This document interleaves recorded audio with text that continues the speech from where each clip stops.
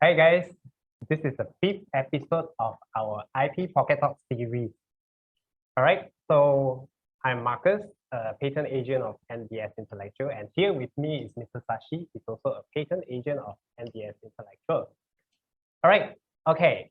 If you guys have any questions during our sharing session, please feel free to type it in the chat box for Zoom audience. For Facebook audience, please type your question in the comment box. Okay, we also have Clubhouse audience. So after the Q&A session with our Zoom and Facebook audience, we will have a session with our Clubhouse audience to address any Q&A which they may have. Okay, today our topic is, can I be sued for selling something similar to others? All right, I think Sashi, this is more relevant to patent protection or a product design protection, am I right? Yeah. So back in school, if we send some homework or assignment that's similar to our classmate, we'll get questioned or even punished. So what about selling something that is similar to others? We always get this question whereby we have clients who actually OEM something or they make something by themselves, and they know that it's quite similar to other people. Are they actually infringing? Or are they liable to be sued? The simple answer to this is yes, if there is a patent infringement going on. But how do you determine whether there is a patent infringement going on? So let us go through step by step, quite in a simple sense. So we first determine whether there is a third-party protection in the country where you make or sell this thing, because patent protection is territorial, right? So we first have to make sure where you make or sell this thing, is there a patent protection? So if there is such a patent, is it still valid? Because patent has a lifespan of about 20 years. For industrial design, it's about between 10 to 25 years, depending on the country. So if the patent protection is still valid, then we look at how similar your product is to whatever is patented. Because in the patent, we actually specify the scope, the feature that is being protected. So how similar is your product feature to those of the patent? So to bring it to more simple sense, let's demonstrate to you. We will demonstrate to you a few scenarios, 3 scenarios here. In a simple sense, okay, on the left is something that is patented, and in its patent scope, there is feature A plus B and C. Okay, looking at scenario A, if you were to make a product that covers features A, B, C, then you have an additional feature D. Oh, then you would think it's special, it's something different, right? But it is still infringing because your product has all of the features of the patent A, B, C. Yeah. So even though you have an extra thing, you are still infringing. Okay. Let's look at scenario B. The same scope ABC, you produce something that has exactly ABC. So this is pretty straightforward. You are infringing because obviously it's something that is really identical. What about scenario C? If you produce something that has A and B, then you do not have C or more of the features. So in this sense, your product has something that is less than what is covered, then it is okay. You are not really infringing. Right, Sashi? Yeah. So maybe this could be something that is not clear. I mean, it may confuse for some. ABC, right? Yeah. What is ABC, right? Yeah. So maybe we can give them with the example here. What I have is, yeah, like this, right? For example, Heinz tomato ketchup, right? If you see for a layman, usually, or anyone comes to me, and usually they will say that, okay, where is the invention, right? They don't see an invention.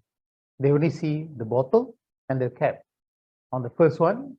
And the second one is the same thing, just bottle and the cap upside down. So it's actually, it should be, they need to have an eye to the detail. So people in having experience in patent or so on, so they will usually go into further. If you see, it should be a bottle with a cap, and the improvement or the other part of it is actually, it's a squeezable bottle, not a glass bottle, and it has a cap with the lid embedded together, not like the previous one. And within the lid, there's a small opening to basically dispense the sauce. So that's the difference actually. So they say usually how similar is similar. So this is how you differentiate what is the A feature, B feature, and so on. Oh, okay. So not just pouring, but like some squeezable hole and correct. valve, to make it different. Mm. Yeah. So this is like how we gauge similarity. So from the previous one, you can see what is A and B. So like just now you said, right? They don't have the C. So the bottle part of it don't have, right? They don't have the C part. So, yeah, something like that. So we will go further details on this. So we see other examples like this. Yeah. So Sashi described Heinz bottle just now. So it's functional feature. What about product design? So here I have is a graphical user interface. It's more of a design pattern or industrial design. So the one in the halo box is actually a protected Apple design of the graphical user interface. So this is actually a decided case. On the left is Samsung Galaxy user interface. On the right is BlackBerry Torch. So which one is actually infringing on this Apple's design? So it's been decided by the court that the one on the left, Samsung, is actually the one infringing, but BlackBerry is not infringing. Reason being that Samsung has a feature that is similar to the Apple's special feature, which is, if you look at the screen, it's divided into two parts. The main menu section where you have all the icons, and the lower bar, which you have some other icons, which is more important and it's easily clickable. So Samsung also has a similar section, all right, a top section and a bottom bar. But BlackBerry doesn't have this thing. So yeah, so BlackBerry is pretty much a full menu screen with some tabs on top. So it's substantially similar to the Apple, but Samsung is substantially not similar, but Samsung is substantially similar to the Apple design. Yeah, you can see the overall look of Yeah, it, right? yeah. By just comparing that with the others as well, of course, these two will stand out as being similar. Like BlackBerry Torch, it has a bar which it says all with a blue color, so it looks a bit different than the others, but of course these two are similar. So it's the entire look and feel. So let's have a look at another example. This is a famous footwear, Crocs by Crocs. So again, in the halo frame is actually a protected design, the black and white design, the protected design of Crocs.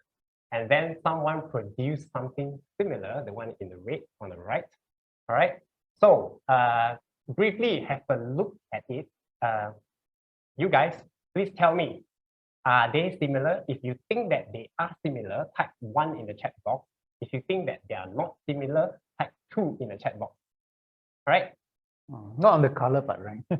Yeah, not on the color part, just the design and the shape. Yeah. So 1 if they are similar, 2 if they are not similar. Look closely into the design, the shape. And it seems like there's different on top of the part, right? You see that the round shape, the one is like rectangular. Yeah. On the top surface, but the bottom, it's similar, not same. It has a flat at the back. So usually client itself is not the same. It just looks similar, right? Yeah, because the hole, I think the hole has the hole is different. Thing. It's a square compared to round. Yeah, right? yeah. So the strap, I'm not sure, not so clear here. Yeah. Yeah, but the shape is somewhat around there. Yeah. But they have more holes compared to and bigger holes. Make it. Yeah. So the person who actually make the red shoes will actually say that they are not similar because they make it rectangular. Yeah. So they didn't photocopy it. Yeah. Let's have a look at the response. Okay. One. Yeah. Most of them say 1. Yeah. Yeah. So most of you think that it's similar. All right. The answer is the judge says it's similar. So most of you can be the judge. Because the reason being, changing the holes to just square holes compared to round holes are not substantial enough to make it different and not infringing, right? So again, design you will look at the entire field, pattern, functional feature, you look at the feature. Design, you look at the substantial entire overall view. So the entire overall view in this case is similar, right? So it's very similar. So it's been an infringing case, right? So then again, if we look into detail, how do we actually judge the similarity? Yeah, so usually the question would be, what is considered similar, right? What is how similar is similar, and how different is different? That's the typical question So that subjective. yeah, always will be asked, yeah, right? Like even you see just now the cases, it looks similar, but it's not the same, right? But is it different? How different is different? Or if let's say we try to produce something, how different it needs to be so that I can avoid infringement, or it will be not infringing, right? Exactly. It's how do you see it? Yeah. So maybe this one is, I have an example here. So we remain with the same thing. Sauce, I like the tomato, yeah, ketchup sauce, yeah. So, okay, this one is of course a typical bottle made of glass and with a cap, right? So if you see the next one is you filed a improvement, or Heinz filed the improvement of the tomato bottle ketchup. So that will become a prior art, which is made of glass, and the new one is made of plastic with different features, right? So this is the patented product. So you will get me, they got a patent for that, right? A new kind of bottle. So yeah, so if you see the prior arts, yeah, it's typically it's on the shelf. It's all made of glass and same similar thing. It's not the same. You can see different bottle shapes. But grandmother time. Yeah, but so it's the same thing, right? Even kampong pong or something, all the same glass bottle and so on. Yeah. So the new part, so that's why it's a bit different. You see, it's not the similar to the market. So they filed a patent for this. So what is the patent covers and so on, right? So once they file a patent, so you can see then there will be a newcomers after that. So usually, typically, that is the normal thing. So when you already invented something, so people will try to also not copy, they will get inspired out of that, or they will create similar thing maybe out of the squeezable. So you see the Kimball's one is also same thing. It's a squeezable bottle, right, with the cap and the lid, and of course the Mama's one, right? Yeah, everywhere you can see it's a squeezable bottle with a cap and a lid, right? Yeah, and a narrow tip. Correct. Yeah. So how do we evaluate this? This is like totally confusing. So see, okay, this is the one, right? This is the keyword, how you see the Heinz one. It's a squeezable bottle, cap with a lid, and there's a small opening to pour out the ketchup sauce, right? Yeah. Oh, so you don't pour and everything comes yeah, out. So it'll be, yeah, it's small it's like the bottle, right? You have to just tap it, then it will splat.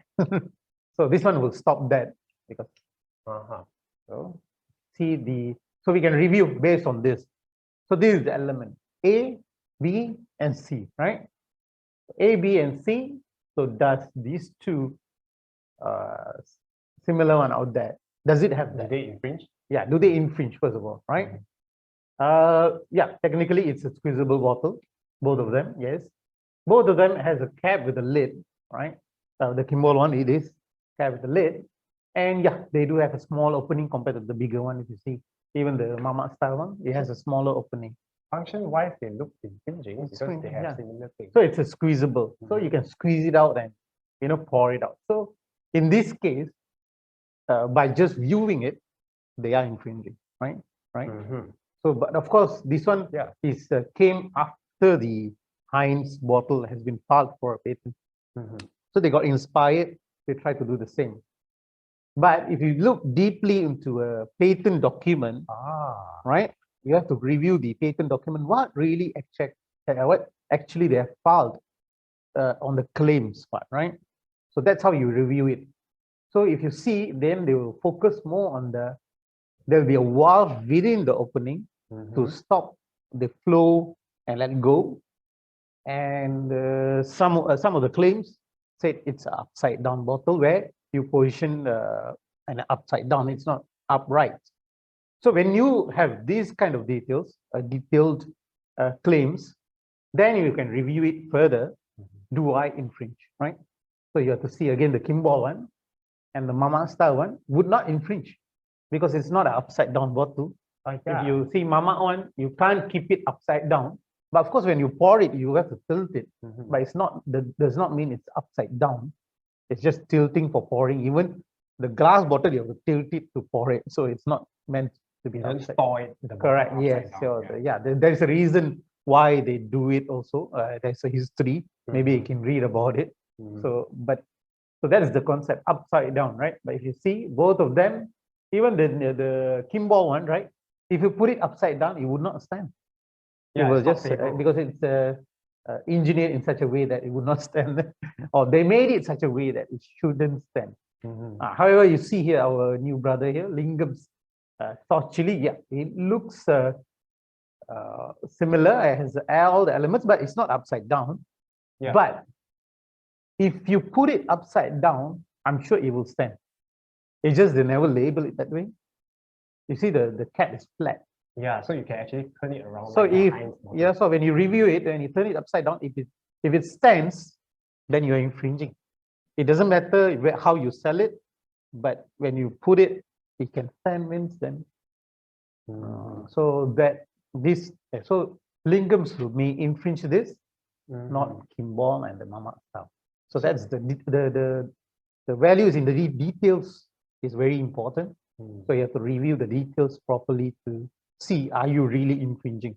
So now you can see that is the thing. A, B, C from just now, your diagram, right? What is the ABC? This is the ABC that we are talking about. So just by comparing the look, it may be infringing. So, but Correct. it may not be sufficient. So we have to look back Deeper. into the patent document. Correct. So they may have additional feature like the Correct. valve C and upside down feature D, and then it may or may not infringe anymore what you're producing. Correct.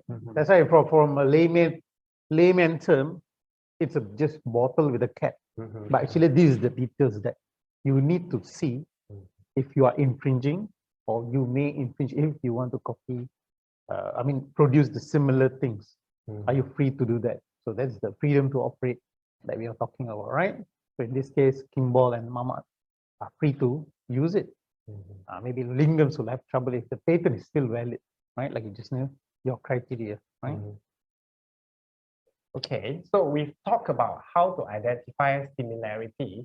Then how do you then make sure that you can sell without a problem, right? So of course, first of all is that we have to do our homework. That's the due diligence check to find out what is actually similar out there. And then are they being protected by patent?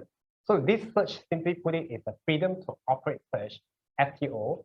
Are you free to operate, meaning to make or to sell this thing? So typically you can do a self-search, on your own, or you can engage a professional agent to do this search. So if you would like to do a self-search, very often people go into search engines like Google, Yahoo, they type in keywords that is related to the features of the products that they try to produce and try to find if there is anything similar out there. And then they dwell into, if they find a similar producer, they look into patents, like Google also has a platform for patents to simply do a search and then to look at the patents. So if you want to find further, people nowadays also look into social media because it's so famous, products go there, like Facebook, Instagram. So they do a search in social media channels and look into their brochures and marketing materials. Then they try to check what patents they have. And then when they find a patent that is really similar to the product that they try to produce, they start doing a comparison, like we said above, in which country they are protected, are they still valid, and how similar they are. All right. So this briefly talks about how to prevent yourself from being sued if you make something similar. But what if in the process of making something similar, you come up with something yourself, like you made an improvement to the product, then would you like to actually protect them from being, done by another person, like something similar to be done by another person, what you've invented? Yeah. Okay. So would you like to get a patent for yourself in that sense? It's better to have a patent, but of course, like in terms of now, we are talking about the freedom to operate. It doesn't mean if you do a freedom to operate, you don't need to file a patent. Freedom to operate is just to check to make sure you may not infringe others or try to avoid big players. Sometimes like you look at the tomato sauce, it's like Heinz are the biggest one out there. They are known for filing patents. So that's the one that you should look out for. Yeah. So let's say you are in the industry of, I'm not sure what tudung, then you should look for Siti Khatijah patent or Tudung Bokita. players. Definitely same industry players know who are the bigger players there. Even the small players are filing a patent, but within the field, you will know they filed a patent. It's something unique. I'm sure they'll file the patent. They try to protect themselves. So it's better you get inspired. It's okay. You're following the trend, or like the technology, right? It evolves. You also have to evolve, but you have to do it safely. So the end of the day, you don't get sued. So freedom to operate does not mean you won't get sued. It's more on self-check first before investing. Yeah. You imagine we bring in a container load of a product. End of the day, you will get sued or you can't sell, and that's quite a damage that you need to do, because we had few clients like that as well. So they can't do it, so they have to send it back again wherever you brought it from. So yeah, that's the one thing. So usually, typically, they will say that, okay, some of the client, they perform freedom to operate, but they'll be thinking, what is patent, right? What is patent? How to get a patent? Looks like everybody is filing it, right? Then, like I say, it's all the details. So how details is details, or how new it's need to be? Sometimes, I will tell them, why don't you file a patent? They'll think that, this one doesn't need, it's too simple. Or how do I innovate? That's the question. Like, I can't think of my industry is the same thing. There's no changes like tomato bottle ketchup, right? There could not be an invention, but you see, Heinz, right, has made an invention. So what does it mean by improvement? Correct. That is justifiable for a patent to defend for yourself. Yeah. So if you see in the next slide, yeah. So what is patent? Like just now it's a different one.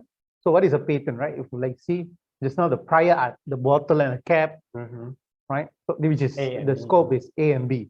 That is the previous old invention, right? It's already could be obsolete and so on. So you want to file an improvement over that. So that's the new scope of patent. Just now we give A, B, C, D. So there's a lid, cap with a lid, and also a small valve to dispense the tomato sauce. So that you can get a patent because there's an improvement over the prior invention. So let's say, for example, second one, there is let's say conditioner shampoo. Shampoo is already comes with a cap and a lid. That is prior. So everywhere is there, right? But now you have did a new one, which is the A, B, C. Maybe you did with a valve, right? Where when prevent overflow, because if you put, then it'll be flowing out like water. So the valve will stop it. So that is an improvement. Then another one is like, if the prior is already has a A and D, then you can do an improvement by adding a B features. So a different feature, as long as it's a new combination, it suffices. They should have something more than what is in the prior art. Even less is okay, but with the new features, will make it. Let's say, imagine bottle and cap, it's already out there, but you made the bottle a squeezable, then it's good enough. Something different. Something different, which is not out there. But squeezable bottle for shampoo is already there. They made out of plastic, but not for tomato sauce. They never did it. I'm not sure why. But I mean, now it is, but previously, right? So that's the kind of scenario that we look at. So maybe we go with example, right? You can't see this.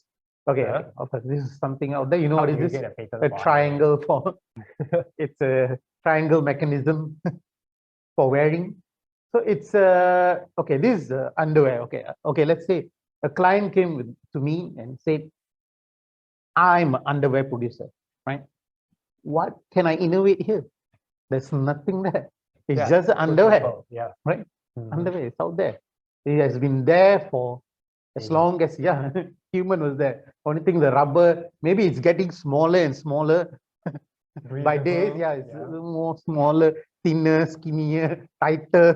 Yeah, So sexier. that's the only thing, but that's not really innovation, they say, right? Okay, that's that I understood. Okay, then another example that I see, right? If you see, oh, this one, this is the air purifier, right? Which is, I think every home has it now. So HEPA nowadays, yeah, air purifier, it was there, all this one, right? It was even air conditioned as the filter and so on. But nowadays, it's the new thing is the HEPA filter. There's this carbon, The filter bacteria. yeah, carbon filter or something. It removes basically odor from the house, With the from like a deodorant. musty smell or so on. Of course, now they have COVID and so on, so they have extra filter. But HEPA filter is something that is new, right? It eliminates odor. Like people smoke in the house, you use this, it can basically remove the smoke. So now you have two inventions, right? It's out there.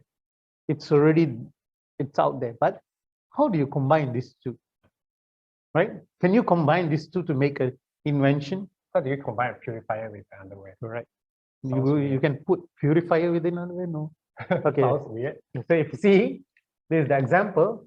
Okay, the problem that we see. Can you see the picture? Office lady Yeah, with office coffee, Coffee walking. and Walking with a suddenly plant. she There's she a smoke. She fart. There's a Oh, smoke. wow, Okay. that's embarrassing. Okay. This is the quite common issue, right? Humans, a common problem. Nobody solved this problem, right?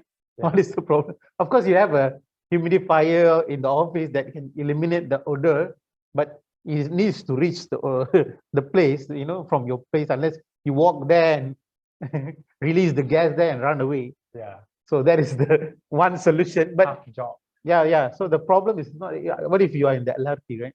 Most of the time, like people in Malaysia, they spend most of the time commuting. It's either they are in the car, I mean, bus, then commuter, then in the office. So at least commuter, there's noise, then you can release, nobody will realize, too many people. And while walking, nobody will realize. But it's in the office, too quiet, right? Silent is the killer. Yeah. I mean, Yeah. true. So that is a solution for this. How do you do that? People solve the problem of this. So we can solve this with the just now the one that I showed. The underwear. So yeah. So you can see this. This is a new technology. I'm not kidding. Okay. Okay. The underwear comes with a carbon filter, the HEPA filter. Yeah. Is it? So what does it do, right? When you fart, it will eliminate the smell. Yeah. They just add a padded layer on the bag, so in such a way that when you release the gas, it will be filtered out and released with the zero smell. That's why the picture is. The audience may be laughing, but yeah, if you see the next slide, it is a real invention by Shadis. Wow. And they have been selling well. I'm not sure, maybe people like to fart around or something, but yeah, it's selling well, but mostly in the big cities, maybe. Yeah, like Singapore, they're selling, but Malaysia, I'm not sure. Maybe we have more room in Singapore, it's too cramped. Like, they commute, there's no space for each other. So, but yeah, it's an award-winning underwear. Please go and Google this. You can see a TV host performing live demonstration of the farting and and they try to fart with that and try to smell. It works. It's 100%. I never tested it, but yeah, it works. You should. So this solves the smell problem, but not the sound problem. Yeah, the sound problem. Yeah, that's the new invention. So now we have A and B. If only we have the C, remove the sound. I'm not sure how do they do that. Maybe like, the soundproofing car, they put the padding there, so would not have the sound. But yeah, if it's a moving train, then you can't hear anything. Yeah, Sashi, looking at this poster, it gives me the impression that the fart is fragrant. Fragrant. It's emitting a fragrant fart. So it's like the underwear is giving out nice smell. So if, let's say, imagine could be an improvement of that, right? So rather than just filtering the odor, it releases, I don't know, some what the common fragrance, lavender fragrance releases. But then that will be a problem as well. Why? Then they'll know you farted. Yeah. So Why if do I smell lavender? smell something nice means someone farted. Why do I smell durian? Who's wearing durian flavor underwear? So that will be a problem, right? So that's the Yeah. yeah. Hopefully we have some question after this, right? Yeah. So we So take questions. that's about it for our sharing. So we've covered, how to determine whether you're infringing, how to prevent yourself from being sued if you produce something that's similar, and also if you improvement, when you produce something similar, how you prevent others from making the same. Yeah. So this is pretty much about our talk, and we are now open to question and answer from the audience. So we will first look at Zoom Q&A. Okay, we have one. In Malaysia, are mobile apps under patent? Thanks. Yeah. There is a lot patent for mobile apps as well. We have filed many. Definitely, it's there, but of course, it must be new with the new features, right? Like people always confuse this, but I'll give a really simple example, like ride hailing. There's too many out there, right? Grab, yeah. So you file an improvement like price surging. So that is the key. Like that is the C. There's already A and B. The new feature is price searching. When it's higher traffic or it's raining, the mobile apps has an AI that automatically increases the price.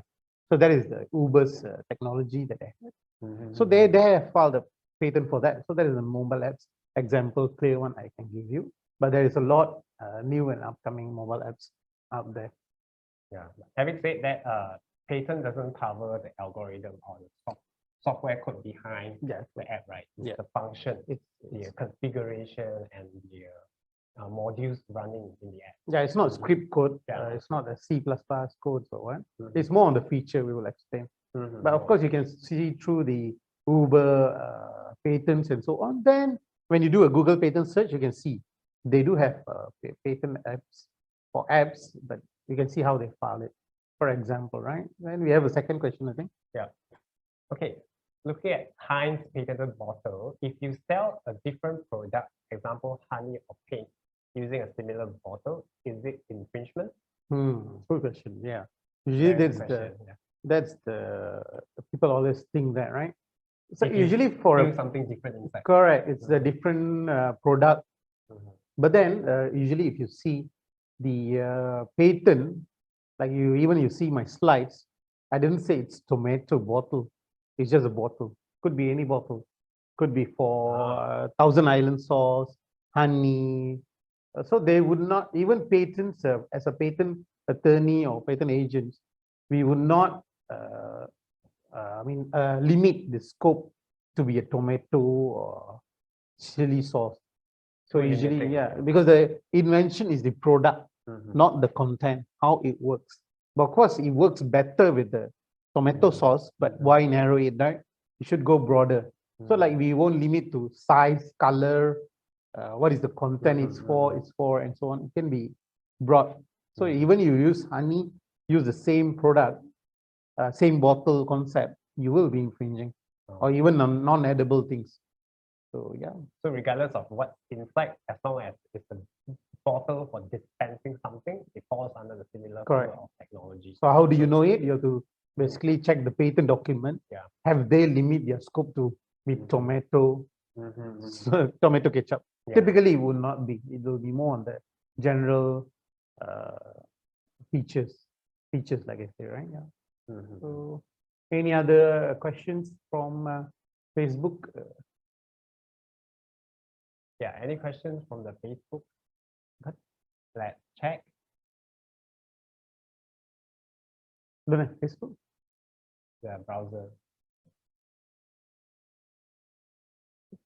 We don't have any other questions, is it? Oh, no questions. Everybody is clear, hopefully. Okay, okay, we have another question. What about color? Is color part of the patent? Yeah, so do we actually protect color in the patent? That's a good question, because many clients will start asking, oh, if this is black product, okay, then I produce something red. Am I actually infringing because it's different? Like the Crocs one, right? You can see color does not matter, right? Usually like I say, I would not limit it to color unless it gives unique identity. Like there's these shoes. Do you know there's these shoes, the ladies' shoes, where the sole has a red color, right?